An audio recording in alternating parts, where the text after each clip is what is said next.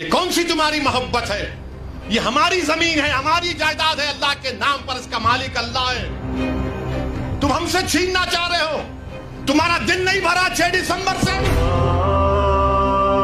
تمہارا دل نہیں بھرا دلی کی سڑکوں پر ہمارے خون کی ہولی کھیلنے سے؟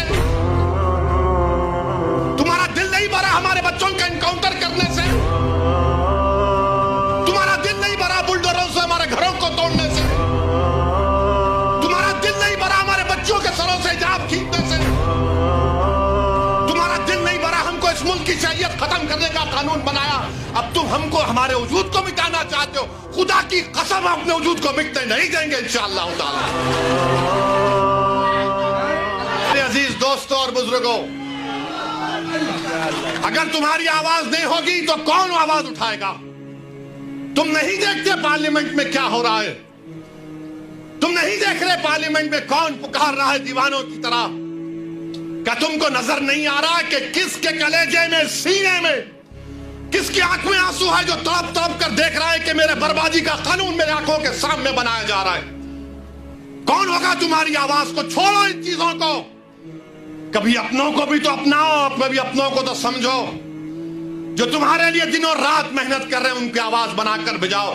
یقیناً ہرانا ہے انشاءاللہ تعالی، ان لوگوں کو ہرائیں گے انشاءاللہ تعالی، مگر ہرانے کا مطلب یہی نہیں ہے کہ تم اپنی آواز کا گلا گھونٹ دو۔ تم اپنی آواز کا گلا گھونٹ کر کیسے دوسروں کے سر پر تاج رکھ سکتے ہو؟ مجھے بتاؤ، یہ تو نہیں ہو سکتا میرے بھائی۔ تو میری آپ سے گزارش ہے کہ اس بات پر بھی آپ غور کریے، ہم لڑ رہے ہیں اور لڑتے رہیں گے انشاءاللہ تعالی۔ اور اگر مودی یہ قانون بناتے ہیں تو جیسا کہ پرسنل لا بورڈ نے فیصلہ لیا کہ اگر احتجاج ہوگا مودی جی تو آپ ہمارے وجود کو مٹانا چاہ رہے ہیں، بہتر یہ ہے کہ میں روڈ پر آ کر اپنے آپ کو ختم کر لوں، مگر اپنے گھر میں بیٹھ کر اپنی جائیدادوں کو چھیننا نہیں دیکھ سکتا جو اللہ اس کا مالک ہے۔ میں گھر میں بیٹھ کر نہیں دے سکتا کہ جس کا مالک اللہ ہے اس کو جائیداد کو چھین لیا جائے۔ یہ حکومت کی ذمہ داری ہوگی۔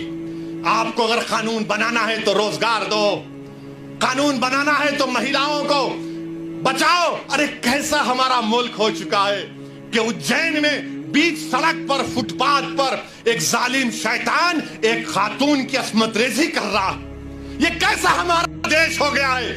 یہ گاندھی کا ملک، یہ آزاد کا ملک، امبیڈکر کا ملک، کہ وہ اس کا ویڈیو نکال رہا ہے عصمت ریزی کا۔ یہ کیسا ہمارا وطن ہو گیا ہے جب ہم نے انگریزوں سے کھندے سے کھندا ملا کر جلیانوالہ باغ میں اپنی جانوں کو دے دیا، ہم نے کالا پانی کی سزائیں ہمارے ہندو بھائیوں کے ساتھ کاٹی۔ آج ایک اشرف منیہار کو ٹرین کے ڈبے میں پیٹا جاتا ہے تو کوئی اف نہیں بولنے تیار، بچانا تو چھوڑو کوئی اف بولنے کے لیے تیار نہیں ہے۔ یاد رکھو، جب آپ اپنی لڑائی نہیں لڑیں گے کوئی تمہاری لڑائی نہیں لڑے گا۔ تمہاری لڑائی تم کو لڑنا پڑے گا۔ تم 70 سال سے سوچ سوچ کر دھوکہ کھا چکے ہو کہ کوئی اور ہماری لڑائی لڑے گا۔ نہیں میرے بھائی، تاریخ مگر نام لکھا جانا ہے تو یہ وقت ہے اپنی لڑائی لڑنے کا، یہی وقت ہے اپنے ووٹ سے اپنے نمائندوں کو اورنگ آباد سے بھجانے کا۔ تو میری آپ تمام سے گزارش ہے کہ آپ پرسنل لا بورڈ نے جو آپ کے سامنے بات کہی ہے، آپ جوائنٹ ورکنگ کمیٹی کو اپنے اعتراضات، اپنا پروٹیسٹ ای میل اور پوسٹ کے ذریعے بھیجائیے۔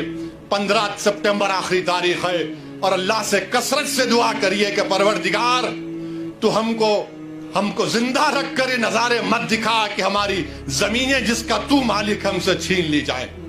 اللہ سے ہم گر گڑا کر سربسود ہوئے، سے گر گڑا کر بھیک مانگیں، اتحاد پیدا کریے۔